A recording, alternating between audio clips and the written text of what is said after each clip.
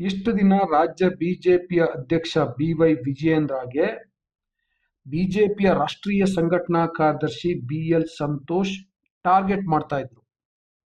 ಈಗ ಕೇಂದ್ರ ಸಚಿವ ಪ್ರಹ್ಲಾದ್ ಜೋಶಿ ವಿಜಯೇಂದ್ರಗೆ ಕಿರುಕುಳವನ್ನ ನೀಡಲಿಕ್ಕೆ ಶುರು ಮಾಡಿದ್ದಾರೆ. ಇದ್ದಕ್ಕಿದ್ದಂತೆ ಪ್ರಹ್ಲಾದ್ ಜೋಶಿ ಆಕ್ಟಿವ್ ಆಗಿರೋದು ಯಾಕೆ? ಏನನ್ನ ಟಾರ್ಗೆಟ್ ಮಾಡ್ತಾ ಇದ್ದಾರೆ ಜೋಶಿ?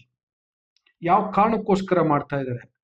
ಪರ್ಟಿಕ್ಯುಲರ್ಲಿ BY ವಿಜಯೇಂದ್ರ ಅವ್ರನ್ನ ಯಾವ ರೀತಿ ಕಾರ್ನರ್ ಮಾಡಲಿಕ್ಕೆ ಪ್ರಯತ್ನವನ್ನ ಪಡ್ತಿದ್ದಾರೆ ಅನ್ನುವಂಥ ಸಂಗತಿಗಳನ್ನ ನಿಮ್ಮ ಮುಂದೆ ಇಡ್ತೀನಿ.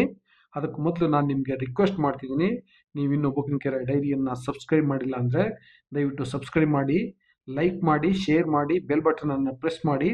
ವೀಕ್ಷಕರೇ, BY ವಿಜಯೇಂದ್ರ ಅವರ ತಂದೆ ಮಾಜಿ ಮುಖ್ಯಮಂತ್ರಿ BS ಯಡಿಯೂರಪ್ಪ ಅವರನ್ನ ಇದೇ BL ಸಂತೋಷ್ ಮತ್ತು ಪ್ರಹ್ಲಾದ್ ಜೋಶಿ ನಾನಾ ರೀತಿಯಲ್ಲಿ ಟಾರ್ಗೆಟ್ ಮಾಡಿದ್ರು.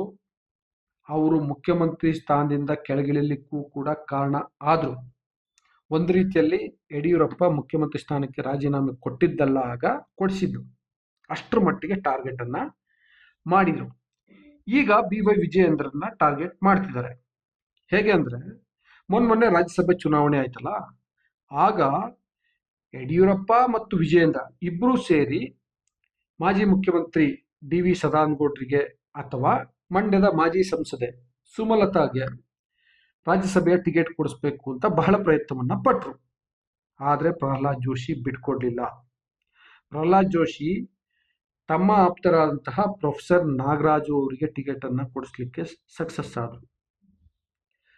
ಪ್ರೊಫೆಸರ್ ನಾಗರಾಜು ಅವರನ್ನ ಪ್ರಹ್ಲಾದ್ ಜೋಶಿ ಯಾಕೆ ರಾಜ್ಯಸಭೆಗೆ ಕಳಿಸಿದ್ರು ಅಂತಂದ್ರೆ, ಕರ್ನಾಟಕ ಬಿಜೆಪಿಯ ಮೇಲೆ ತಮ್ಮ ಹಿಡಿತ ಇದೆ ಅನ್ನುವಂತ ಸಂದೇಶವನ್ನ ರಾಜ್ಯ ಬಿಜೆಪಿಗೆ ಕೊಡಬೇಕು ಅಂತ. ಅದೇ ಕಾರಣಕ್ಕೆ ಪ್ರಹ್ಲಾದ್ ಜೋಶಿ ಹಠಕ್ಕೆ ಬಿದ್ದು ನಾಗರಾಜು ಅವರಿಗೆ ರಾಜ್ಯಸಭೆ ಟಿಕೆಟ್ ಅನ್ನ ಕೊಡಿಸಿದ್ರು. ರಾಜ್ಯ ಬಿಜೆಪಿಯಲ್ಲಿ ಎಲ್ರಿಗೂ ಚೆನ್ನಾಗಿ ಗೊತ್ತಿದೆ ನಾಗರಾಜು ಪ್ರಹ್ಲಾದ್ ಜೋಶಿಯ ಕ್ಯಾಂಡಿಡೇಟ್ ಅಂತ. ಅದು ಗೊತ್ತಿದ್ದ ಕಾರಣಕ್ಕೋಸ್ಕರನೇ ಅವರಿಗೆ ಟಿಕೆಟ್ ಕೊಡಿಸೋದ್ರಲ್ಲಿ ಯಶಸ್ವಿಯಾಗಿ ತನ್ನ ಸಾಮರ್ಥ್ಯ ಏನು ಅಂತ ತೋರಿಸ್ಬೇಕು ಅಂತೇಳಿ ಪ್ರಹ್ಲಾದ್ ಜೋಶಿ ಮಾಡಿದ್ರು. ಆ ಮೂಲಕ ವಿಜಯೇಂದ್ರನ ಮತ್ತು ಯಡಿಯೂರಪ್ಪನ ಟಾರ್ಗೆಟ್ ಮಾಡಿದ್ರು. ಇದಾದ್ಮೇಲೆ ವಿಧಾನ ಪರಿಷತ್ ಚುನಾವಣೆ, ಅದರಲ್ಲೂ ಕೂಡ ಪ್ರಹ್ಲಾದ್ ಜೋಶಿ ತಮ್ಮದೇ ಆದಂತಹ ಲಿಂಗರಾಜ್ ಪಾಟೀಲ್ ಅನ್ನೋರಿಗೆ ಟಿಕೆಟ್ ಅನ್ನ ಕೊಡಿಸಿದ್ರು. ಲಿಂಗರಾಜ್ ಪಾಟೀಲ್ ಪ್ರಹ್ಲಾದ್ ಜೋಶಿಯ ಪರಮಾಪ್ತರು. ಅದೇ ಕಾರಣಕ್ಕೋಸ್ಕರ ಅವ್ರಿಗೆ ಟಿಕೆಟ್ ಅನ್ನ ಕೊಡಿಸಿದ್ರು. ಈ ಎರಡು ಬೆಳವಣಿಗೆಗಳಿಂದ ರಾಜ್ಯ ಬಿಜೆಪಿನಲ್ಲಿ ಈಗಾಗಲೇ ಒಂದು ಮೆಸೇಜ್ ಹೋಗಿದೆ, ಪ್ರಹ್ಲಾದ್ ಜೋಶಿ ಸ್ಟ್ರಾಂಗ್ ಆಗಿದ್ದಾರೆ, ಅವ್ರ ಮುಂದೆ BY ವಿಜಯೇಂದ್ರ ಆಟ ನಡೆಯಲ್ಲ ಅಂತ. ಈ ರೀತಿ BY ವಿಜಯೇಂದ್ರ ಆಟ ನಡೆಯಲ್ಲ ಅನ್ನುವಂಥ ಸಂದೇಶ ಹೋಗ್ಬೇಕು ಅನ್ನೋ ಕಾರಣಕ್ಕೋಸ್ಕರನೇ ಜಿದ್ದಿಗೆ ಬಿದ್ದಂತೆ ಪ್ರಹ್ಲಾದ್ ಜೋಶಿ ನಾಗರಾಜ್ ಅವ್ರನ್ನ ರಾಜ್ಯಸಭೆಗೆ ಕಳಿಸಿದ್ದಾರೆ, ಲಿಂಗರಾಜ್ ಪಾಟೀಲ್ನ ವಿಧಾನ ಪರಿಷತ್ಗೆ ಕಳಿಸಿದ್ದಾರೆ.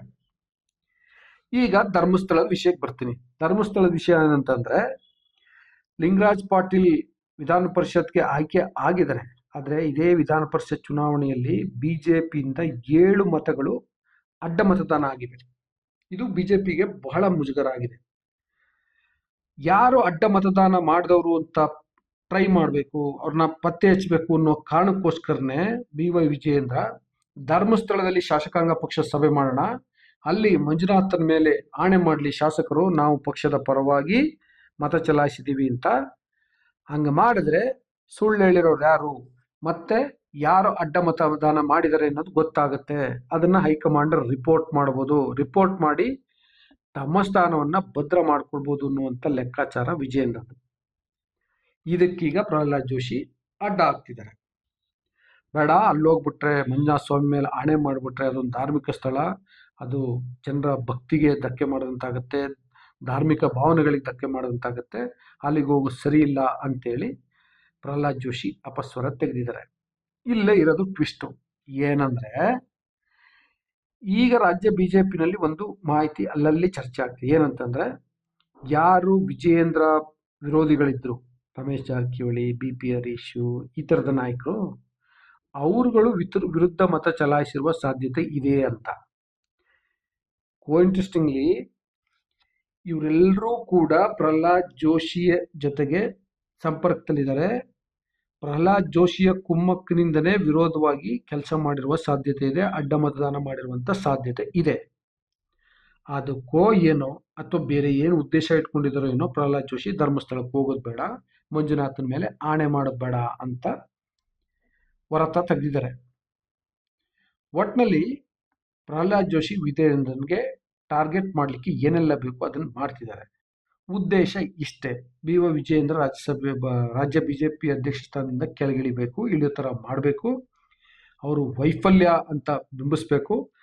ಅದಾದಮೇಲೆ ಆ ಜಾಗಕ್ಕೆ ತಮ್ಮವ್ರನ್ನ ತಂದು ಕೂರಿಸ್ಬೇಕು. ತಮ್ಮವರು ಅಂದರೆ ಅವ್ರ ಮಾತು ಕೇಳುವಂಥವ್ರನ್ನ, ಫಾರ್ ಎಕ್ಸಾಂಪಲ್ ವಿ ಸೋಮಣ್ಣ ಇರ್ಬೋದು, ಇನ್ನೊಬ್ರು ಇರ್ಬೋದು, ಅಂಥವ್ರನ್ನ ತಂದು ಕೂರಿಸ್ಬೇಕು. ಕೂರಿಸಿ ಎಲೆಕ್ಷನ್ ಆದಮೇಲೆ ಒಂದೊಮ್ಮೆ ಅವಕಾಶ ಸಿಕ್ಕಿದ್ರೆ ಮುಖ್ಯಮಂತ್ರಿ ಆಗಬೇಕು ಅನ್ನುವಂಥದ್ದು. ಅದೇ ಕಾರಣಕ್ಕೋಸ್ಕರ ವಿಜಯೇಂದ್ರನ ಟಾರ್ಗೆಟ್ ಮಾಡ್ತಿದ್ದಾರೆ ಪ್ರಹ್ಲಾದ್ ಜೋಶಿ ಅಂತೇಳಿ ಗೊತ್ತಾಯಿತು. ಸೊ ಆ ವಿಡಿಯೋವನ್ನು ನಿಮ್ಮ ಮುಂದೆ ಇಟ್ಟಿದ್ದೀನಿ, ಅಪ್ಡೇಟನ್ನು. ನಿಮಗೇನು ಅನ್ನಿಸ್ತು ಅಂತ ನಿಮ್ಮ ಅಭಿಪ್ರಾಯವನ್ನು ಕಾಮೆಂಟ್ ಬಾಕ್ಸಲ್ಲಿ ತಿಳಿಸಿ. ಜೊತೆಗೆ ಇನ್ನೂ ಬುಕ್ಕಿನ ಕೆರೆ ಡೈರಿಯನ್ನು ಸಬ್ಸ್ಕ್ರೈಬ್ ಮಾಡಿಲ್ಲ ಅಂದರೆ ದಯವಿಟ್ಟು ಸಬ್ಸ್ಕ್ರೈಬ್ ಮಾಡಿ, ಲೈಕ್ ಮಾಡಿ, ಶೇರ್ ಮಾಡಿ, ಬೆಲ್ ಬಟನನ್ನು ಪ್ರೆಸ್ ಮಾಡಿ. Thank you.